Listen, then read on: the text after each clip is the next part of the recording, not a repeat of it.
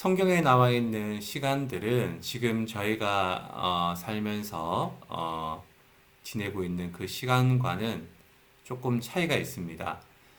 성경에 있는 시간들을 오늘날의 시간으로 이렇게 환산을 하려면 이제 6을 더하면 됩니다. 예를 들면 3시다 그러면 6을 더하면 9시가 되죠. 오전 9시가 되고 또 6시다 그러면 6을 더하면 이제 오후 12시가 되고 또 9시다 그러면 6을 더하게 되면 이제 오후 3시가 됩니다. 예수님께서는 이제 삼시, 오늘 저희가 읽지 않았던 마가복음 15장 25절에 보면 제3시, 그러니까 아침 오전 9시에 십자가에 못 박히셨습니다. 그리고 오늘 본문 말씀 33절에 보면 제6시가 되었을 때, 그러니까 오후 12시지요. 예수님께서 십자가에 달리셔서 이제 3시간 정도 지났을 때에 온 땅에 어둠이 이제 임하게 됩니다. 과학자들은 또한 이제 그 성서학자들 중에서 또 과학적인 어떤 그런 부분에 대해서 되게 관심이 많은 사람들은 이 당시 예수님께서 돌아가셨던 그날 어떤 일이 있었는가 살펴봤더니만 우리 이제 그 일식이라고 하지 않습니까? 이제 해가 달의 그림자에 의해서 완전히 가려지는 어떤 그런 현상, 그러니까 온 세상에 빛이 없어지는 어떤 그런 현상이 있었던 것을 이제 개기일식이라고 그러는데 그 당시에 예수님이 돌아가셨던 그 당시에는 개기일식이 있었다고 합니다. 그래서 온 땅에 어둠이 임하지요. 근데 성경에서 말하는 이 어둠이라는 것은 이제 크게 어떤 의미가 있냐면 심판을 뜻합니다. 예수님께서 십자가에 돌아가시게끔 했던 그 세상에 많은 사람들이 있지 않습니까? 예를 들면 빌라도가 있을 것이고 또 대제사장이 있고 서기관들이 있고 바리새인들이 있는 그러한 사람들에 대한 하나님의 심판을 뜻합니다. 그러니까 어둠이라는 것은 하나님의 심판을 이제 어떻게 하나님께서 이 땅에 보내신 그 예수님을 처참하게 십자가에서 돌아가시게 하는가 하는 그 심판을 상징합니다. 또한 이 어둠이라는 것은 그 심판뿐만 아니라 예수님께서 이 땅에 빛으로 오셨다가 그 빛이 완전히 없어지는 상황이기 때문에 예수님께서 우리를 위해서 십자가를 지시는 예수님께서 늘 말씀하셨던 듯이 내가 인자가 받아야 할 잔을 그 받으시는 것을 상징합니다. 예수님께서 마지막으로 겟세마네 동산에서 그런 말씀하시죠. 기도를 하실 때에 아버지 이 잔을 내게서 옮기시옵소서. 이 잔이라 했을 때는 그 잔을 어떤 의미를 뜻하냐면 십자가를 지시는 것, 고난을 참혹한 고난을 당하시다가 돌아가시는 것을 의미합니다. 그렇기 때문에 이 어둠이라는 것은 또한 예수님께서 그 잔을 마시는 시간, 다시 말하면 이 땅에 빛으로 오셨던 그 예수님께서 완전히 그 빛을 잃어버리시고 그 잔을 마셨던 그 시간을 뜻하기도 합니다. 그렇기 때문에 이 어둠이 이 온 세상에 임하였다라는 것은 심판하는 가운데에 궁극적인 하나님의 구원이 예수님을 통하여서 열리게 되었고 회개하는 그 어떠한 사람이든지 간에 이제는 하나님께서 만드신 새로운 세상으로 나아갈 수 있는 길이 열렸음을 뜻합니다. 그렇기 때문에 이제는 누구든지 이 예수님을 믿기만 하면 하나님의 자녀가 되고 하나님 나라에 들어갈 수 있는 그런 일이 바로 예수님의 죽음에 의해서 일어나게 됐다는 것이죠. 그래서 이제 예수님께서 십자가에서 달리셨을 때에 온 세상에 어둠이 임합니다. 그게 언제까지 계속 이루어지냐면 약 3시간 또 이루어지는데 9시까지 계속 이어집니다. 그러면 9시는 이제 오늘 말하면 오후 3시라 그랬잖아요. 예수님께서 돌아가시는 그 시간까지 계속해서 온 땅에 어둠이 임하게 됩니다. 그런데 제9시에 예수님께서는 하시는 말씀이 있습니다. 34절 말씀 우리 같이 함께 읽겠습니다. 제9시에 예수께서 크게 소리 지르시되 엘리 엘리 나마 사박다니 하시니 이를 번역하면 나의 하나님 나의 하나님 어찌하여 나를 버리셨나이까 하는 뜻이라. 예수님께서 이제 말씀을 하시죠. 그 당시에 이제 예수님께서 이제 사용하셨던 언어가 아람어인데 아람어로는 엘리 엘리 나마 사박다니라고 합니다. 엘리 엘리 나박 사박다니. 여러분들께서는 이제 아람어를 잘 모르시니까 엘리 엘리 나박 사박다니 하면 무슨 뜻인지 잘 모르잖아요. 이렇게. 그래서 그것을 오늘날 우리가 이제 이해할 수 있는 언어로 번역을 하게 되면 이렇게 번역을 할 수 있다는 거지요. 나의 하나님, 어찌하여 나를 버리셨나이까. 예수님께서 돌아가실 때 나의 하나님, 내 영혼을 받아주십시오. 아니면 저들의 죄를 용서해 주십시오. 이런 말씀을 하셨지만 특별히 여기서는 어떻게 버리셨습니까? 이렇게 이야기를 하는 거 보니까 조금 마음이 좀 불편해지는 것 같습니다. 예수님이 하나님께 대하여서 하나님 어떻게 저를 버리십니까? 이렇게 이제 이야기 하셨던 것처럼 느껴지니까요. 그런데 이 말씀은 예수님께서 시편의 말씀을 이제 인용하신 말씀입니다. 시편의 말씀 22편 말씀을 인용하시는데 그 시편의 22편 말씀을 오늘 여러분 꼭 한번 읽어보시길 바랍니다.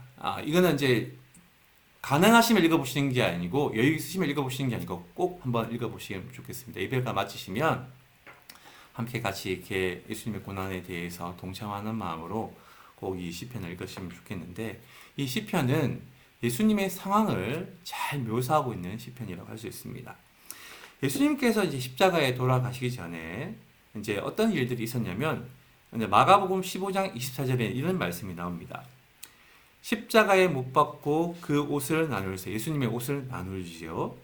누가 얻은 것을 가질까 하여 제비까지 뽑습니다. 그러니까 이제 뽑기를 해서 그 당첨이 되면 내가 그 예수님의 옷을 가져가겠다. 뭐 이런 뽑기까지 할 정도로 예수님 옷을 그렇게 다들 나눠 가집니다. 그리고 예수님께서 십자가에 이제 못 박히셨을 때에 마가복음 15장 29절 30절에는 이렇게 이야기하고 있습니다. 잘 들어보시죠. 지나가는 자들은 자기 머리를 흔들며 예수를 모욕하여 이르되 아하 성전을 헐고 사흘에 짓는다는 자여 내가 너를 구원하여 십자가에서 내려오라 하고. 그러니까 십자가를 바라보면서 지나가는 어떤 그런 사람들이 머리를 이렇게 절레절레 흔든다는 거죠. 이렇게. 그러면서 예수님에 대해서 모욕을 합니다. 그리고 오히려 네가 남을 구원할 것이 아니고 네가 너를 먼저 구원해라. 그래서 십자가에서 내려와 봐라. 그러면서 이제 모욕과 희롱을 했던 모습을 볼 수가 있습니다. 그런데 왜 예수님께서는 이 시편 22편의 말씀을 인용하셨을까요? 시편 22편의 말씀을 여러분 한번 잘 들어보시면 왜 예수님께서는 이 시편 22편의 말씀을 인용하셨는지 알 수가 있습니다. 먼저 제가 시편 22편 14절 말씀부터 18절까지 말씀을 제가 읽겠습니다. 여러분 한번 잘 귀를 기울여 보시면 좋겠습니다. 나는 물같이 쏟아졌으며 내 모든 뼈는 어그러졌으며 내 마음은 밀랍 같아서 내 속에서 녹았으며 내 힘이 말라 질그릇 조각 같고 내 혀가 입천장에 붙었나이다. 주께서 또 나의 죽음의 진토 속에 두셨나이다. 개들이 나를 에워쌌으며 악한 무리가 나를 둘러 내 수족을 찔렀나이다. 내가 내 모든 뼈를 셀 수 있나이다. 그들이 나를 주목하여 보고 내 겉옷을 나누며 속옷을 제비 뽑나이다. 마치 예수님께서 당하고 계시는 그 모든 상황들이 시편 22편에 나와 있는 말씀과 일치됩니다. 또 말씀을 한번 들어보시죠. 시편 22편 6절부터 8절까지 말씀입니다. 나는 벌레요 사람이 아니라 사람의 비방거리요 백성의 조롱거리니이다. 나를 보는 자는 다 나를 비웃으며 입술을 삐죽거리고 머리를 흔들며 말하되 그가 여호와께 의탁하니 구원하실걸 그를 기뻐하시니 건지실걸 하나이다. 예수님께서 십자가에 돌아가시기 직전에 십자가에 달려있는 그 모습을 보면서 지나가는 사람들이 조롱했던 것과 같이 지금 이 시편 22편을 보면 이 고난을 받는 사람을 향하여서 비방하고 조롱하고 멸시하고 모욕을 했던 모습을 볼 수가 있습니다.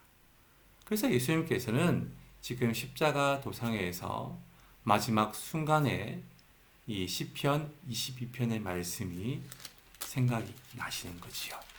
그래서 이 시편 22편의 말씀을 지금 읽으시려고 하십니다. 그리고 그것을 암송하신 것을 지금 말씀하시는 상황입니다. 그런데 이 시편 22편은 어떤 시편이냐면 의인이 악인으로 인하여서 고통과 고난을 받을 때에 불렀던 찬송시입니다. 다시 말해서 예수님과 같이 한 점의 죄도 없으신 분이 이 악인들에 의해서 고통을 당하시는 그 순간에 부르셨던 그런 찬양과 마찬가지입니다. 그래서 예수님께서는 이 시편 22편 말씀을 이제 암송하시는 거지요. 그래서 시편 22편 1절 말씀에는 이런 말씀이 나오고 있습니다. 한번 잘 들어보시죠. 내 하나님이여 내 하나님이여 어찌 나를 버리셨나이까 어찌 나를 멀리하여 돕지 아니하시오며 내 신음소리를 듣지 아니하시나이까. 여기 보면 내 하나님이여 내 하나님이여 어찌 나를 버리셨나이까.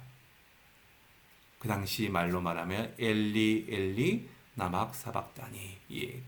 그 말씀이 바로 여기 있습니다. 그러니까 하나님을 향하여서 어떻게 하나님 저를 버리십니까? 라는 예수님의 원망 섞인 이야기가 아니고 이 시편 22편 1절의 말씀을 지금 암송하고 계시는 게 바로 예수님께서 십자가에서 지금 보여주고 계시는 모습이시요.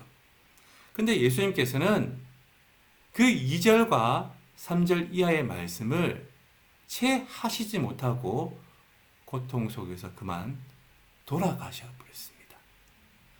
그런데 이 시편의 말씀을 계속해서 읽어보시면 어떤 말씀이냐면 어떻게 나를 돕지 않으십니까? 2절의 말씀 보면 내 하나님이여 내가 낮에도 부르짖고 밤에도 잠잠하지 아니하오나 응답하지 아니하시나이까. 그래서 고통 중에 있는 이 의인이 계속해서 하나님을 향해서 불만을 섞어내는 것이 아니고 3절 말씀을 보시면 이스라엘 찬송 중에 계시는 주여 주는 거룩하시니이다. 이 3절 말씀을 보면 하나님께서는 지금 고통에 있는 고난 중에 있는 나를 살펴보고 계셔서 나는 지금도 그 나를 도와주시는 그 하나님을 인하여서 나는 찬송할 수밖에 없다는 게 3절의 말씀입니다. 그러다 보니 예수님께서는 지금 이 시편 22편의 말씀을 특별히 십자가의 상에서 말씀하셨던 것은 내가 이렇게 고난을 당하고 있는 순간에도 하나님께서 나를 살피시고 나를 그냥 너비로 두지 아니하시고 함께 하신다는 그러한 믿음이 있으셨기에 이 시편을 엎드리고 계시지요. 그리고 그 시편을 채 읽지 못한 상황 속에서 예수님께서는 십자가상에서 돌아가십니다. 그러나 이 시편에 보면 나는 벌레고 사람이 아니라 나는 사람의 비방거리고 백성의 조롱거리다 라는 것은 예수님께서 십자가의 상에서 돌아가실 때에 겪으셨던 그 모욕과 비방과 마찬가지입니다. 어찌 보면 고난 때문에 너무나 낮아지고 또 너무나 고통 속에서 일그러져 있는 예수님이 마치 땅바닥에 기어다니는 어떤 그런 벌레와 같은 모습을 하고 있는 것처럼 보신다 하더라도 하나님께서 함께하고 계시기 때문에 이 시편의 말씀을 읽어 내려가고 계시는 거지요. 그래서 이 엘리 나막사박단이는 하나님에 대한 어떤 그 원망이 아니라 하나님에 대한 마지막까지 의지하는 예수님의 모습을 살펴볼 수가 있는 것입니다. 그러나 이러한 예수님의 모습과는 달리 곁에 섰던 사람들이 예수님의 엘리 나박사박단이를 듣고 이런 이야기를 합니다. 야, 쟤네가 잘 들어봐. 쟤 봐. 지금 예수가 엘리야를 부른다. 엘리 그러니까 마치 엘리야를 부르는 것처럼 그렇게 들렸던 모양입니다. 그 당시 유대인들은 이 엘리야가 자신들의 고난과 고통을 어느 정도 경감시켜주고 함께해주는 그런 선지자로 그렇게 여겼습니다.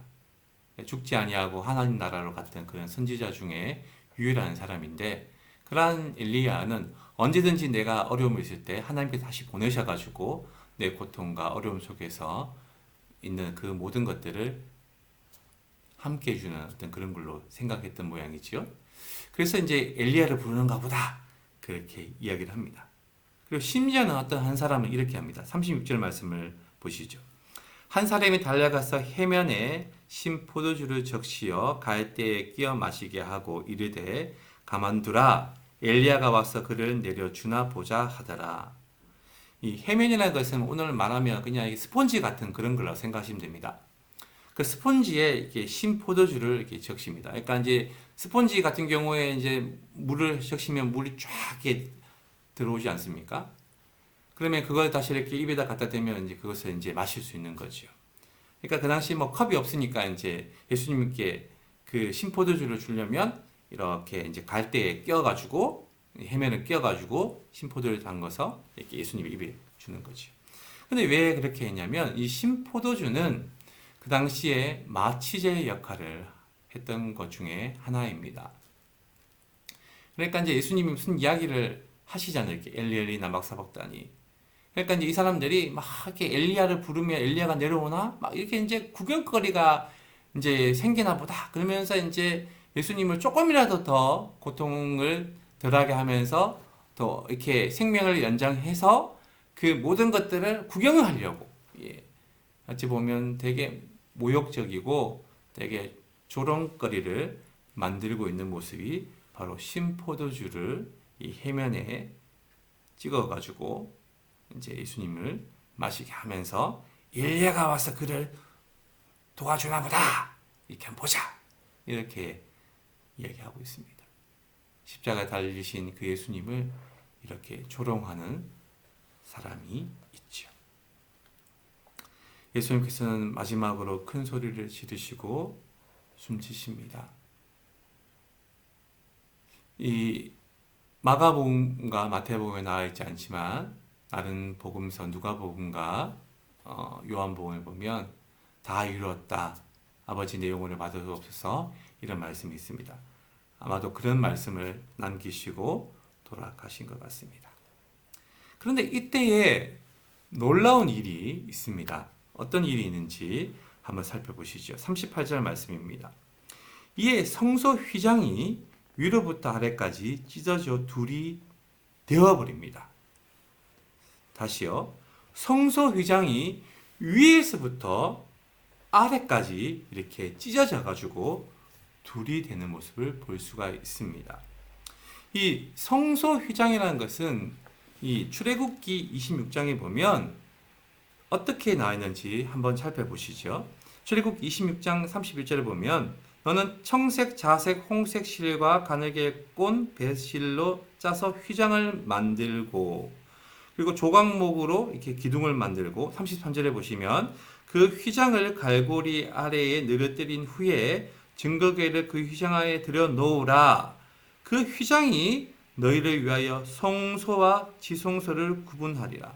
그러니까 성소가 있고 지성소가 있다면, 성소가 여기 있고 지성소가 여기 있다면 지성소는 하나님의 언약궤의 말씀이 있는 곳이고, 이곳에서는 아무도 들어갈 수가 없습니다. 딱 들어갈 수 있다면 제사장만 들어갈 수 있는데, 그 제사장도 1년에 딱 한 번 대속죄일 7월 10일 날 외에는 들어갈 수가 없습니다. 어떤 사람도 이 하나님의 말씀이 계신 곳, 하나님의 임재하신 곳에는 들어갈 수가 없는 곳이 바로 지성소입니다. 그것을 뭐가 막아놨냐면 이 휘장이 막아놨습니다.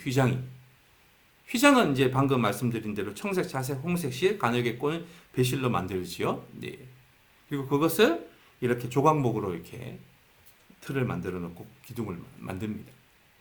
성소도 제사장들만 들어갈 수 있는 그런 곳인데도 불구하고 이 제사장들도 못 들어가는 곳, 대제사장만 들어가는 곳이 바로 이 지성소지요. 근데 여기에 있는 이 휘장이 이렇게 있으면 이게 둘로 나눠버렸다는 거죠. 다시 말하면 예수님이 돌아가심으로 말미암아 이 휘장이 이제 찢어지고, 이 휘장이 찢어짐으로 말미암아 누구든지 하나님께로 나아갈 수 있는 그런 존재들이 다 되었다는 것이 바로 오늘 본문의 말씀입니다. 그런데 이 휘장이 찢어질 때에 어떻게 찢어지냐면 이 위에서부터 아래로 찢어집니다. 우리 한번 생각해 보실래요? 자, 종이가 이렇게 있다고 했을 때에 이 종이가 사람이 이제 찢을 수 있는 것은 밑에서 아래로 찢을 수 있잖아요. 이렇게 어떤 이 휘장은 아주 높은 곳에 있고, 사람은 이제 기껏 해봐야 밑에서 이제 그 휘장을 잡을 수밖에 없는데, 둘이가 찢는다 그래도 밑에서부터 아래로 찢을 수밖에 없습니다. 그런데 보면 휘장이 위에서부터 아래로 찢어졌다는 것은 사람이 찢은 것이 아니고, 사람이 노력해서 지성소로 들어가기 위해서 이 휘장을 찢은 것이 아니고, 하나님께서 이 휘장을 위에서부터 아래로 찢어 주셔가지고 하나님께서 이제는 예수 그리스도로 말미암아 누구든지 지성소, 다시 말하면 하나님께로 나올 수 있는 그런 자가 되었다는 것이 바로 이 휘장이 위로부터 아래까지 찢어졌다는 것입니다. 그리고 둘이 되었다, 완전히 나눠져 버렸다는 거죠. 예. 뭐 좀 찢기지다 말았다 그러면 못 들어가잖아요. 이렇게 그러니까 둘이 딱 찢어져 버려야지 들어갈 수 있지 않습니까? 그래서 히브리서 기자는 이렇게 말합니다. 히브리서 10장 19절부터 20절까지 말씀을 제가 읽겠습니다. 한번 잘 들어보시죠.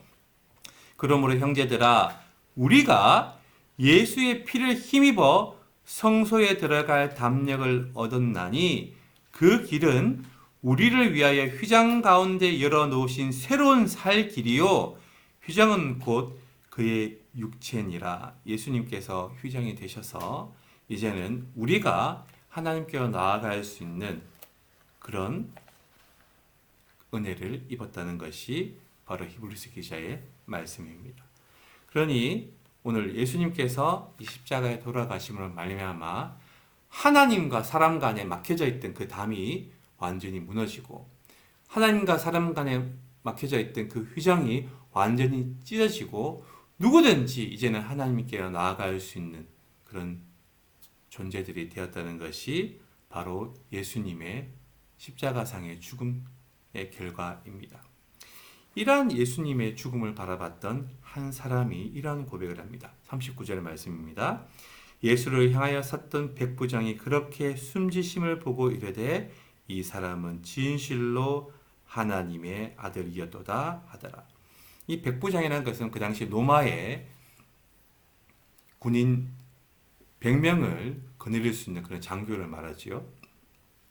그러니까 어찌 보면 유대인들 입장에서는 이방인입니다. 근데 이방인이 제일 먼저 예수님의 그 죽으심을 보고 십자가상에서 돌아가셨던 그 예수님, 또 그 돌아가셨던 그 예수님이 당시에 있었던 그 성소에 어떤 그런 상황들을 보고 난 다음에 예수님을 바라보고는 하나님의 아들이었다, 진실로 하나님의 아들이었다고 믿기에 이릅니다. 그리고 오늘 예수님이 돌아가셨던 그 자리에 또 누가 있었는지 한번 같이 보시죠. 40절, 41절 말씀을 제가 읽겠습니다. 멀리서 바라보는 여자들도 있었는데 그 중에 막달라 마리아와 또 작은 야고보와 요새의 어머니 마리아와 또 살로메가 있었으니 이들은 예수께서 갈릴리에 계실 때에 따르며 섬기던 자들이요 또 이에 예수와 함께 예루살렘에 올라온 여자들도 많이 있었더라. 예수님이 돌아가셨던 그 순간에 가까이는 갈 수가 없고 조금 먼 발치에서 예수님이 돌아가셨던 그 모습들을 함께하면서 바라봤던 여인들의 이름이 나옵니다. 막달라 마리아, 작은 야고보와 요새의 어머니 마리아, 그리고 살로메. 그리고 이름은 알 수는 없지만 예수님과 함께 예루살렘까지 따라봤던 그런 많은 여인들이 예수님 돌아가셨던 그 순간에 함께 했습니다. 그런데 너무나 유감스럽게도 예수님의 12제자의 이름은 하나도 나오지 않습니다. 유대인들 남자의 이름은 하나도 나오지 않는다고요. 왜 그런지 아십니까? 예수님 때문에 자기가 혹이나 죽을지도 모른다며 부인하고 도망을 갔기 때문에 한 명도 예수님이 돌아가셨던 그 순간에는 없습니다. 어찌 보면 예수님을 비방하고 모욕했던 사람은 있어도 예수님의 고난에 동참했던 사람은 아무도 없었던 거지요. 그래서 오늘 십자가 상에서 돌아가셨던 그 순간에 세 부류의 사람들이 나옵니다. 첫 번째는 뭐냐면 예수님의 그 돌아가심을 대수롭지 않게 생각하고 모욕하고 조롱하고 희롱했던 그런 사람들이 나옵니다. 예수님이 시편 22편의 말씀을 1절밖에 암송하지 못하고 돌아가셨던 그 순간에 엘리야를 부르나 보다 그러면서 해면에 심포도주를 묻혀가지고 이렇게 예수님 입에다 넣으려고 했던 그런 사람들이 나옵니다. 또한 두 번째 부류의 사람은 어떤 사람이냐면 예수님의 그 돌아가심이 정말로 하나님의 아들로서 이 땅에 오셔서 돌아가셨다라고 믿는 믿음의 사람들이 나옵니다. 마지막으로는 예수님의 그 고난에 십자가상에서 돌아가셨던 그 고난에 함께 동참하며 함께 했던 사람들의 모습들이 나옵니다. 저희들은 어떠한 사람들입니까? 저희들은 어떠한 부류의 사람들입니까? 혹이나 예수님의 돌아가심이 그저 별거 아닌 것처럼 여겨지면서 그냥 대수롭지 않게 생각했던 그런 사람들은 혹이나 아닙니까? 오늘 이 예수님의 돌아가심이 진정으로 여러분들에게는 하나님의 아들이심을 느껴지십니까? 그리고 우리가 이 하나님의 아들 예수 그리스도 때문에 이제는 하나님께로 나아갈 수 있는 그런 자유로운 몸이 됐다는 것들도 여러분이 느껴지시고 믿어지십니까? 그리고 무엇보다도 예수님의 그 돌아가심을 끝까지 함께했던 그런 여인들처럼 여러분들께서도 오늘 하루 예수님의 고난에 동참하실 수 있으면 참 좋겠습니다. 휘장이 위로부터 아래까지 찢어져 둘이 되었다. 이 말씀처럼 예수님의 그 돌아가심으로 말미암아 십자가에서 흘리신 그 보혈로 말미암아 우리는 이제는 하나님과 화목할 수 있는 그런 사람들이 되었고 또 예수님으로 말미암아 우리는 하나님 나라에 갈 수 있는 그런 존재가 되었다는 것을 늘 기억하시고 또 오늘 하루는 무엇보다도 예수님의 십자가에 동참할 수 있는 십자가의 고난에 동참할 수 있는 저와 여러분이 되시기를 간절히 기원합니다.